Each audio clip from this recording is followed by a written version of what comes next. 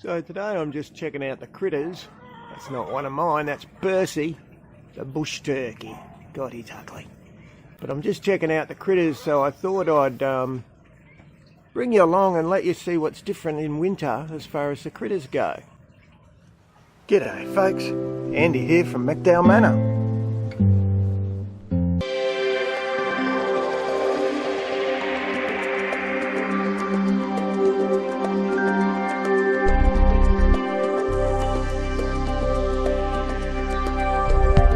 White female Japanese quail there is limping, and I thought, what's wrong with that bird? So when I picked her up, her toenails are huge and they're twisted over.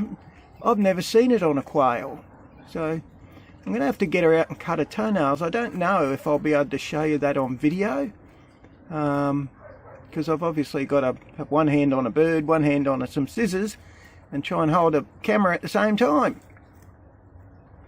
Can you see them?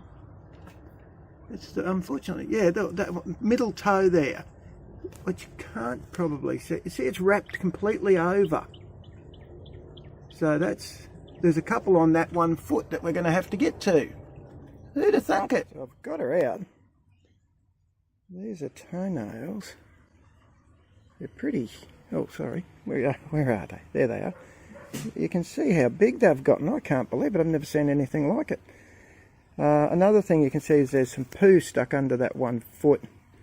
Anyone who's got quails knows that periodically you've got to check under their feet, because they step in it and it gets stuck there and it's awful. Alright, well I'm going to just clip them with a pair of scissors. And there she is back in a cage. She was none too impressed, but she put up with it. Actually I was surprised how little she struggled. I'd be more worried I'd kill her from shock than anything I was doing. So I did notice before, you can see she's traumatised, poor little thing. I did notice before she's walking much better now, so that was a lucky save. I'll show you some other things going on with the critters now that we're pretty much hitting winter. Chickens are off the lay well and truly. What I am happy about, Big Bertha there, the barred rock, the stripy one, she molted, but she's coming back now pretty good. She looks about 2 stone lighter than when she started, but she's coming back.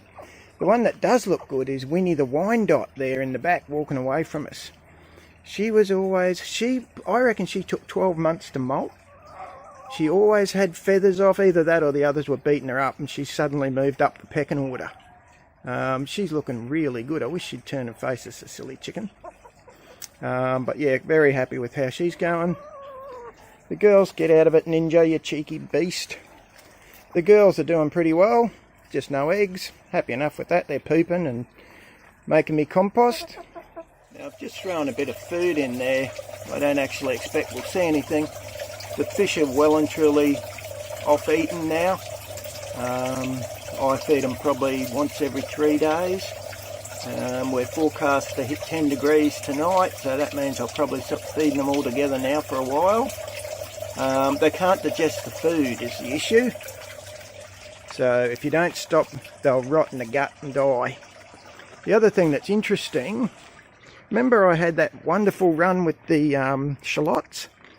Well, if you look, that end of the bed, I'll try and move back so you can see, that end of the bed doesn't get the sun in winter. And you can see it's really about a third of what it was. Even the chives are looking pretty sad at this point. But this other end gets a bit, and you can see the kangkong's going nuts. So that's good. So something's growing, I'm happy. Little native bees are going pretty well. Was in fact having a couple of defensive swarms the other day. Something had stirred them up and they were all buzzing around. But they're looking good. Those two have a lot of bees. I'll show you the other two hives. There's not much. Oh yeah, there's a few flying around. There's not a lot of activity over there. They're quiet. They normally go pretty quiet in winter. So yeah, bees are okay. No, I'm not showing you some empty rum bottles. What I'm showing you is the brooder and the incubator is off. I don't incubate eggs in winter. It's too low a hatch rate. The birds stop doing the do and the fertility's way down, so I just don't bother. I do, however, bother to continue to make my rum. Of course the dogs are doing well. That's little Bobby. And there's Benny with his toy collection. The other thing I wanted to show you was I actually did quite well with pumpkins. So I've got one there. The vine's just about croaked now, but I've got one there. I've got one inside that I've already harvested. Sorrel's going gangbusters. It obviously loves winter.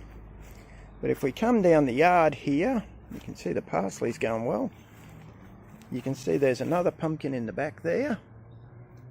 And in fact, there's a third still on the vine there.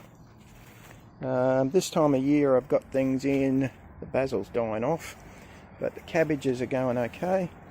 There's some self-seeded lettuce in there, bit of basil. The Madagascar bean continues to go nuts. Potatoes in the buckets are taken off. They do much better over here in winter. I suspect it's just too bloody hot in summer, and the fact that I've got black buckets didn't help. My first sneaky crop of oranges. Tiny little tree, that one in a pot. It's the first time I've got oranges, but the reason I came over here was to show you that's the feijoa tree. That's the one I espaliered, so it doesn't come out sideways. I got 4 feijoas off it. First time I've ever got a feijoa fruit, and I'll attach a photo where I ate them. What do I think of them? Well, I can taste the pineapple, so I understand why they call them pineapple guavas. But there's a guava aftertaste that I can see a lot of people wouldn't like. I had it with ice cream, so I quite enjoyed it. Rosie disliked it intensely. But there you go. So that's pretty much an update of...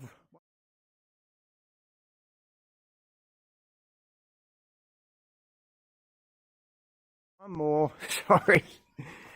The peach is coming into flower again. You might recall last season I got a really good crop of peaches out off that peach tree. So hopefully it'll do it again this time. But that's the end of the video for sure now. Did want to just show you what's happening. I know we started with the critters, but what's happening in winter over here when you don't really have a winter. Alright folks, you have a good one, eh? See ya.